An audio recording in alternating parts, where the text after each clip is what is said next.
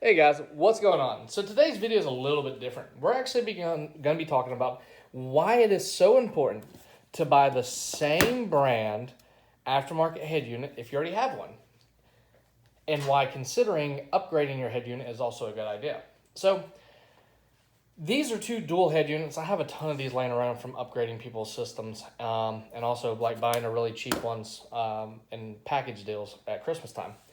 So these things don't get me wrong, these things aren't nothing fancy, but they'll do the job. They're great for golf carts, four-wheelers, home theaters, stuff like that. And they do great on these cheaper speakers that I test for low RMS, because this is a radio. Say you're 16 years old, you get a dual head unit in your first vehicle and you want to put some door speakers. It gives you a very accurate idea of what it's going to sound like.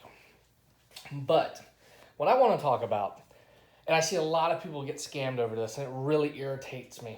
When you go to a shop and you say, hey, this is my vehicle, this is what I'm working with, I want to change out the radio for a newer one. They're like, okay, well, it's going to be $150, $200. You're like, oh, okay, that doesn't sound too bad. Then you realize something really funny. That install took them like 15 minutes. It's because if you buy the same brand head unit, 80% of the time, I'll say, if not more, the harness on the back is exactly the same. Now, let's talk into this a little bit. If you have a single DIN go into a double DIN, the harness might be the same, but you're going to be missing the stuff for the double DIN, such as reverse, camera, all that. That won't be there. But if you have, this is a double DIN, this is a DIN and a half, this is a bigger style single DIN pretty much. So it's a single DIN, just expanded out, gives you a little bit more component room. These are really popular at Walmart because they're super cheap. They come in different brands, different styles, stuff like that. But the reason I want to talk about this is because if you have a Pioneer, okay, say you get a 2000 Silverado for your first vehicle, or you bought it and you don't know anything about car audio, and the radio doesn't work.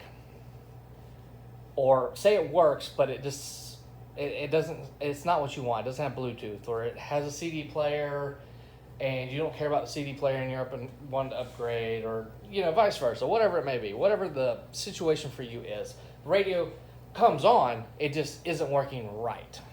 When it comes to the radio itself, if you know the old radio is working, and say it's a Kenwood, or say it's, okay, let's go Pioneer. Pioneer is the most popular head unit brand on the market. Kenwood's pretty close, Alpine, Sony.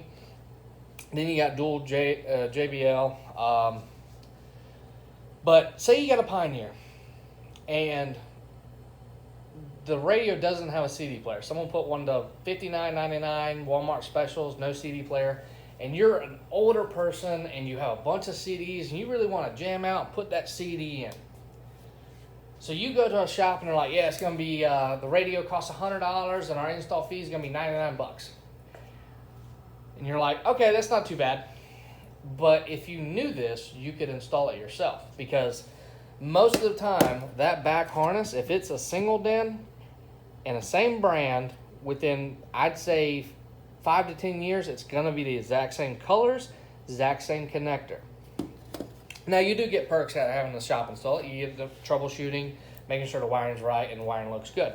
But if you've already been in, say it's your first time and you're just inexperienced, you took your dash apart, you see it, you're like, I got to cut this harness off and put the new one on. But you got the same radio, same brand. Always take the harness out. Just take the harness. Look at it. Be like, okay, those are purples, those are grays, those are whites, green, red, yellow, black.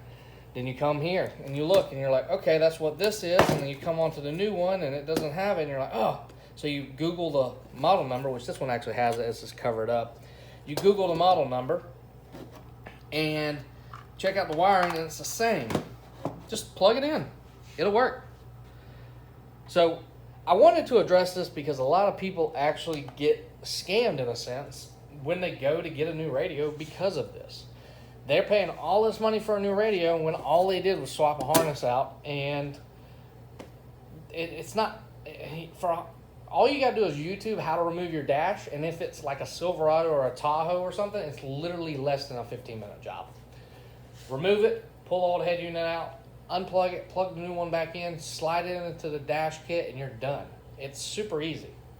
But I just wanted to, let y'all know, check your harness before doing that. You never know. You might have the same harness and not have to cut all them wires and splice them back together or crimp them back together. So if this saved you any time, guys, please hit that like button and comment below if you find any errors in this, because this is a very broad thing. But with a little bit of confidence, a little bit of research, you can save a whole lot of time by doing that. So thanks for watching, guys. Have a great day.